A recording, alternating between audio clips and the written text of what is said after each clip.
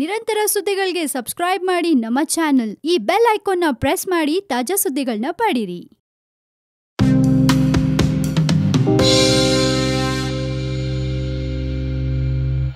ನೀವು ನೋಡ್ತಾ ಇದ್ರ one India Kannada YouTube channel. ನಾನು ರಾಶ್ಮಿ. ಫ್ರೆಂಡ್ಸ್, ಈ ದೇವಸ್ಥಾನದಲ್ಲಿ ನೀವು ಒಂದ್ ರಾತ್ರಿ ಕಳೆದ್ರೆ ನೀವು ಕಲ್ಲಾಗಿ ಬಿಡ್ತೀರಾ. ಹೌದಾ? ಅಂತ ದೇವಸ್ಥಾನ ಎಲ್ಲಿದೆ? ಈಗಿನ ಕಾಲದಲ್ಲೂ ಅದೆಲ್ಲ ನಡೆಯತ್ತಾ? ಬರೀ ಸುಳ್ಳು ಅಂತ ನೀವ್ ಅನ್ಕೋಬಹುದು. ಆದ್ರೆ ಇದು ನಿಜ. ಅದ್ ಯಾವ ದೇವಸ್ಥಾನ, ಎಲ್ಲಿದೆ ಹೇಳ್ತೀನಿ, ಕೇಳಿಸ್ಕೊಳ್ಳಿ. ರಾಜಸ್ಥಾನದ ಬರ್ಮರ್ ಜಿಲ್ಲೆಯಲ್ಲಿರೋ ಜಿಲ್ಲಾ ಕೇಂದ್ರದಿಂದ ಸುಮಾರು 35 ಕಿಲೋಮೀಟರ್ ದೂರದಲ್ಲಿ ಮರುಭೂಮಿಯ ವಿಸ್ತಾರದ ನಡುವೆ ಎಲ್ಲೋ ಒಂದು ಚುಕ್ಕೆಯಂತಿರುವ ಕಿರಾಡು ಎಂಬ ಪ್ರದೇಶದಲ್ಲಿ ಪಂಚ ದೇವಾಲಯಗಳ ಸಮುಚ್ಚಯ ಹೊಂದಿದೆ. ಅತ್ಯಂತ ಸುಂದರ ವಾಸ್ತುಶಿಲ್ಪ ಹೊಂದಿರುವ ಈ ದೇವಾಲಯಗಳಲ್ಲಿ ಸೂರ್ಯ ಮುಳುಗ್ತಾ ಇದ್ದಂತೆ ಒಂದು ನರ ಪಿಳ್ಳೆನೂ ಇರಲ್ಲ. ಅಂದ್ರೆ ಯಾರಿಗೂ ರಾತ್ರಿಯ ಹೊತ್ತು ಈ ದೇವಾಲಯಗಳಿಗೆ ಪ್ರವೇಶಿಸುವ ಧೈರ್ಯ ಇರೋದಿಲ್ಲ. ಇದಕ್ಕೆ ಕಾರಣ ಈ ದೇವಾಲಯಕ್ಕೆ ತಟ್ಟಿರುವ ಶಾಪ. ರಾತ್ರಿ ಈ ಸ್ಥಳದಲ್ಲಿರುವ ಯಾರೇ ಆದ್ರೂ ಬೆಳಿಗ್ಗೆ ಎದ್ದಾಗ ಕಲ್ಲಾಗಿ ಬಿಡ್ತಾರೆ ಅನ್ನೋ ಒಂದು ಶಾಪ ಇದೆ. ಆದ್ರೆ ಈ ಶಾಪಕ್ಕೆ ಕಾರಣ ಏನು ಎಂಬ ಪ್ರಶ್ನೆಗೆ ಯಾವುದೇ ಶಾಸನ, ಕತೆ ಅಥವಾ ಗ್ರಂಥದಲ್ಲಿ ಉಲ್ಲೇಖವಿಲ್ಲ. ಇನ್ನು ಈ ಕಿರಾಡು ಬಗ್ಗೆ ಹಲವಾರು ಕತೆಗಳು ಇದ್ದು, ಈ ದೇವಾಲಯಗಳಿರುವ ಪ್ರದೇಶ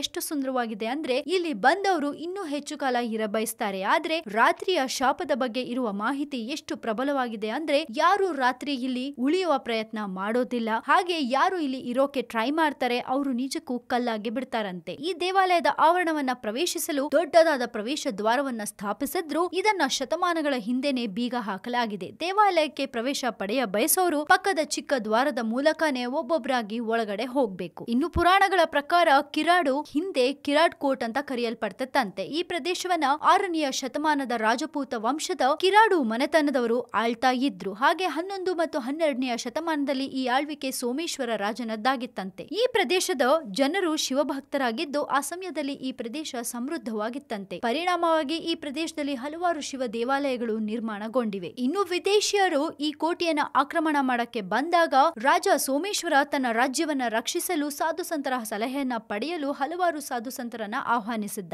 ರಾಜನ ಆಹ್ವಾನದ ಮೇರೆಗೆ ಖ್ಯಾತ ಸಂತರೊಬ್ರು ತಮ್ಮ ಅನುಯಾಯಿಗಳೊಡನೆ ಆಗಮಿಸಿ ಹಲವಾರು ಕ್ರಮಗಳನ್ನ ಕೈಗೊಂಡ್ರು. ಪರಿಣಾಮವಾಗಿ ರಾಜ್ಯ ಮತ್ತೊಮ್ಮೆ ಸುಭಿಕ್ಷವಾಯಿತು. ಇದಾದ್ಮೇಲೆ ಸಂತರು ಆ ಅನುಯಾಯಿಯನ್ನ ಅಲ್ಲೇ ಬಿಟ್ಟು ತಮ್ಮ ಊರಿಗೆ ತೆರಳಿದ್ರು. ಆದ್ರೆ ಅನುಯಾಯಿ ಒಂದಿನ ಆರೋಗ್ಯ ಪೀಡಿತರಾಗಿದ್ದು ಇವರ ಆರೈಕೆಗೆ ಕುಂಬಾರನೊಬ್ಬರ ಪತ್ನಿಯ ಹೊರತಾಗಿ ಯಾರು ಮುಂದೆ ಬರಲಿಲ್ಲ. ಜನರು ಇವರನ್ನ ನಿರ್ಲಕ್ಷಿಸಲಾಯಿತು. ಹಾಗಾಗಿ ಆ ಅನುಯಾಯಿಗಳು ಕೋಪಗೊಂಡು ರಾಜ್ಯವನ್ನೇ ಶಪಿಸಿ ಯಾವ ರಾಜ್ಯದಲ್ಲಿ ಮಾನವೀಯತೆ ಇಲ್ವೋ ಅಲ್ಲಿ ಮಾನವರು ಇರಕೂಡದು ಅಂತ ಶಾಪ ಕೊಟ್ರಂತೆ. ಈ ಶಾಪದ ಪರಿಣಾಮವಾಗಿನೇ ಅಲ್ಲಿಯ ರಾಜ್ಯದ ಇಡೀ ಜನಗಳು ಕಲ್ಲಾಗಿ ಹೋದ್ರಂತೆ. ಹಾಗಾಗಿ ಕಿರಾಡು ಬಗೆಗಿನ ಇಂಥ ದಂತಕಥೆಗಳು ಎಲ್ಲಾ ಕಡೆ ಹರಡಿದ್ದು, ಯಾರೇ ಆಗ್ಲಿ ಈ ದೇವಾಲಯಕ್ಕೆ ಬಂದ್ರೆ ಸೂರ್ಯ ಮುಳುಗೋ ಮುಂಚೆ ಆ ದೇವಾಲಯಗಳನ್ನ ನೋಡ್ಕೊಂಡು ಹೊರಟು ಹೋಗ್ತಾರೆ. ಯಾರು ರಾತ್ರಿ ಹೊತ್ತು ಈ ದೇವಾಲಯವನ್ನ ಪ್ರವೇಶಿಸೋದಾಗ್ಲಿ ಅಥವಾ ಆ ಸುತ್ತಮುತ್ತಲಿನ ಪ್ರದೇಶಗಳಲ್ಲಾಗ್ಲಿ ಓಡಾಡೋಕು ಹೆದರುತ್ತಾರೆ. ಒಟ್ನಲ್ಲಿ ರಾಜಸ್ಥಾನದ ಈ ದೇವಾಲಯಕ್ಕೆ ರಾತ್ರಿ ಹೊತ್ತು ಹೋದ್ರೆ ಖಂಡಿತ ನೀವು ಕಲ್ಲಾಗ್ತೀರಾ. ಸದ್ಯಕ್ಕೆ ಸುದ್ದಿ ಇಷ್ಟು.